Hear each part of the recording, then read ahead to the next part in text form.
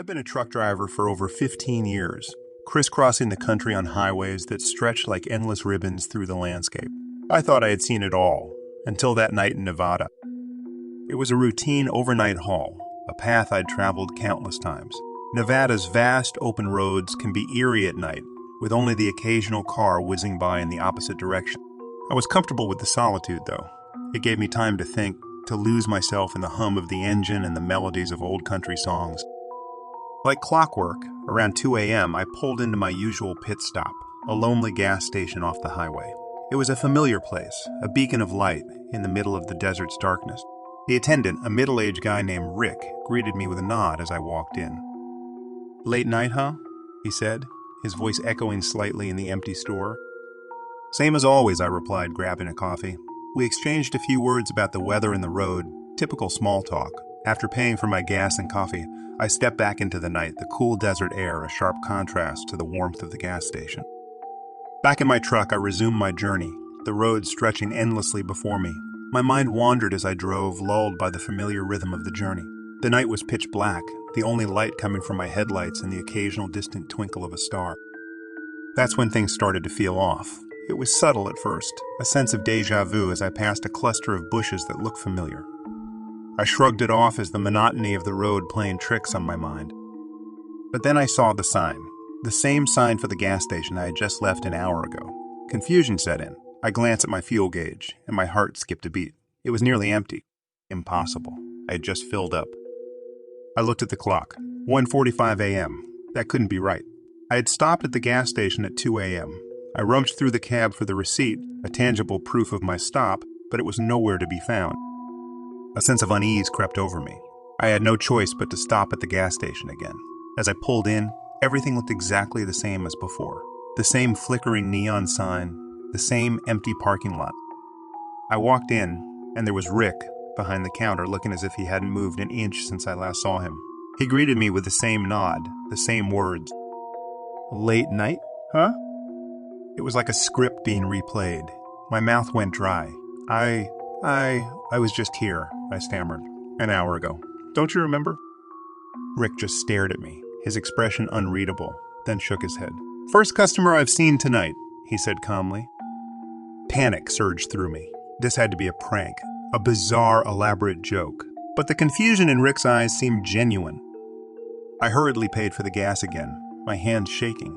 The whole situation felt surreal, like a scene from a Twilight Zone episode. Back on the road, I tried to make sense of what was happening. Had I imagined the first stop? Was I losing my mind? But as I drove, nothing out of the ordinary happened. No mysterious signs, no disappearing gas. The landscape gradually changed as I approached civilization, the first hints of dawn coloring the horizon. I reached my destination just as the sun was rising, the events of the night still fresh in my mind. I delivered the cargo, my actions mechanical, my mind elsewhere. The journey back was uneventful. The gas station, when I passed it again, was just a normal gas station. The attendant gave me a wave, oblivious to the turmoil he'd unknowingly caused. I've been over that night 1,000 times in my head, trying to find some logical explanation. But logic seems to fall short. Was it a dream? A hallucination? Or did I somehow slip through the cracks of reality? I still take that route, but now I always make sure I have enough gas to skip that lonely little station. The memory of that night lingers, a haunting reminder that the world is stranger than we can imagine.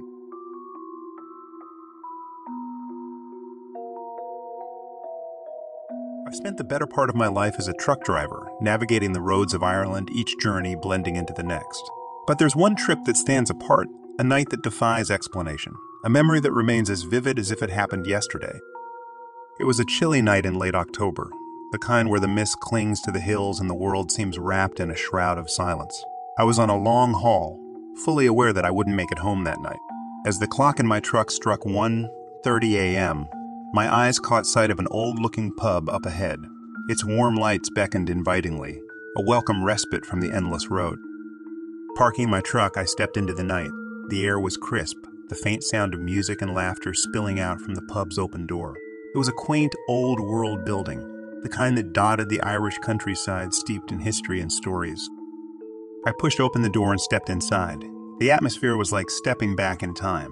The patrons were dressed in what looked like period clothing, their styles reminiscent of a bygone era. They were dancing to a lively tune played by a band in the corner, their movements fluid and carefree. I shrugged off the oddity, attributing it to some local event or celebration. Making my way to the bar, I ordered a Guinness. The bartender, a man with a friendly face and a twinkle in his eye, poured me a pint with practiced ease. That Guinness. I've never tasted anything like it since. It was as if all the essence of Ireland had been captured in that one pint, rich, smooth, and utterly satisfying. I savored it, the music and laughter around me a pleasant backdrop. As I finished my drink, however, something strange happened. The faces of the patrons started to blur, their forms becoming indistinct as if they were going out of focus. I blinked, trying to clear my vision, but it only seemed to worsen. Feeling a sudden chill and a sense of unease, I decided it was time to leave. I thanked the bartender and made my way back to the truck. Once inside, I drew the curtains, trying to shake off the odd sensation. I pulled out my crossword puzzles, a nightly ritual before sleep, and gradually drifted off to the sound of the wind outside. The morning light woke me, its rays filtering through the curtains. I had plans to grab breakfast and a coffee from the pub before hitting the road again. I was still thinking about that Guinness, the best I'd ever had. But when I pulled back the curtains, the sight that greeted me sent a shiver down my spine. The pub from last night, the lively, inviting place I'd visited, was now a derelict building. The windows were boarded up, the structure looked untouched for years, a stark contrast to the warm, lively establishment I remembered. I stepped out of my truck, my mind racing with confusion. I walked up to the old pub, my hands touching the weathered wood of the boarded-up door. It was real, unmistakably real, yet it made no sense. How could a place that was so full of life just hours ago now stand as a forgotten relic? I walked around looking for any sign that what I experienced the night before was real, but there was nothing, just the eerie silence of a place long abandoned. The rest of the day I drove in a daze, my mind grappling with the impossible. I told myself it was a dream, a trick of a tired mind, but deep down I knew it was more than that. The taste of the Guinness, the sound of the laughter, the feel of the glass in my hand. It was all too real to be a figment of my imagination. I've passed that stretch of road many times since, but I've never seen the pub again. It remains a ghostly memory, a phantom place that appeared for one night only.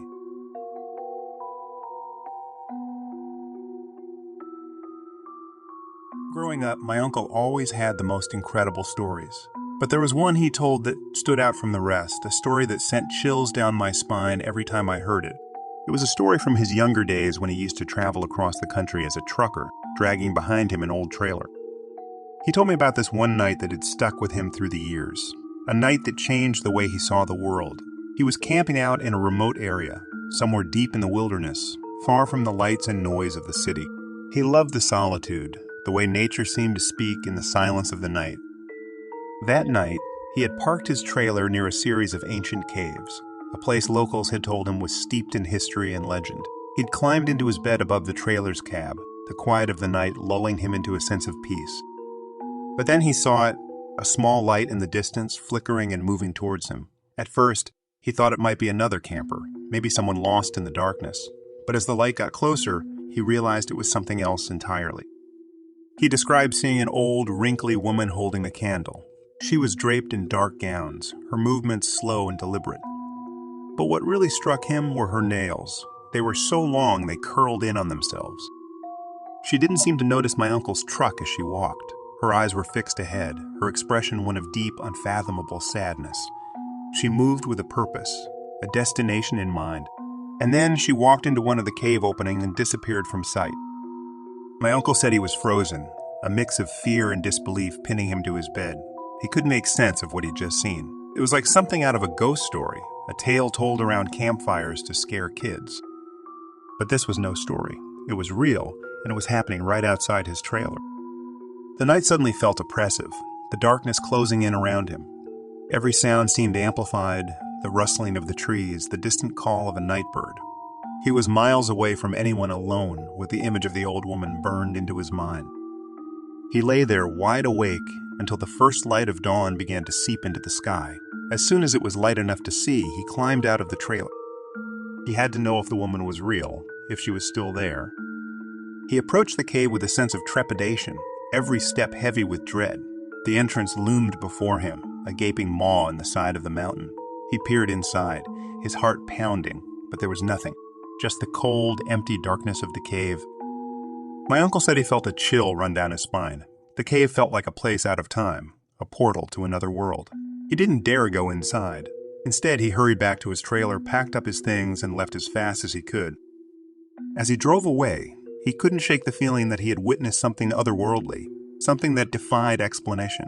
He said he kept looking in his rearview mirror, half expecting to see the old woman following him.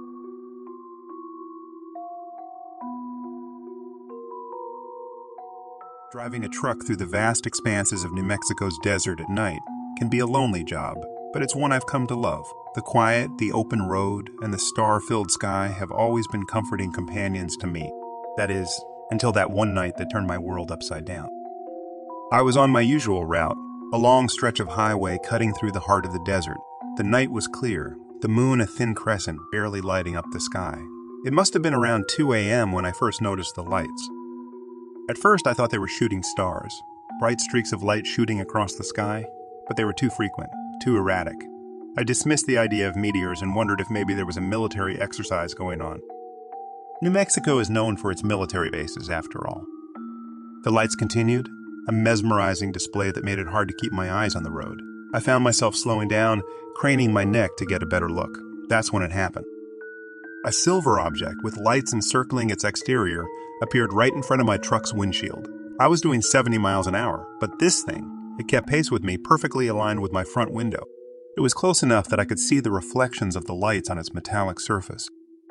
Panic gripped me. I couldn't believe what I was seeing. This wasn't some military aircraft. It was something else, something otherworldly. The object hovered there for a few more seconds, then vanished into thin air, as if it had never been there. I slammed the brakes, bringing the truck to a screeching halt in the middle of the highway. My heart was pounding, my hand shaking. I looked around, half expecting it to reappear, but the sky was empty. Just me and the open road. I sat there for what felt like an eternity, trying to make sense of what I'd just seen. Was it a hallucination? A trick of the light? But it felt real, too real.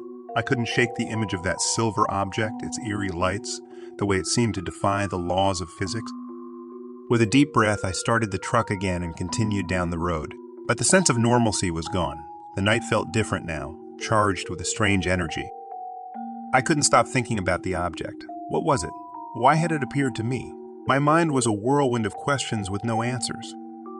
As the first light of dawn began to break on the horizon, I reached my destination. I went through the motions of unloading the cargo, but my mind was elsewhere. I felt like I was in a daze, the memory of the encounter playing on a loop in my head. The return journey was a blur. I kept scanning the sky, half expecting to see the object again, but it was just me and the endless road. The desert, once a place of peace, now felt ominous, hiding secrets in its vast expanses. Back home, I tried to brush off the encounter, to convince myself it was just a trick of my tired mind. But deep down, I knew it was something more. I started researching, diving into the world of UFO sightings and unexplained phenomena. The more I read, the more I realized I wasn't alone. There were others like me, people who had seen things they couldn't explain, things that challenged our understanding of the world.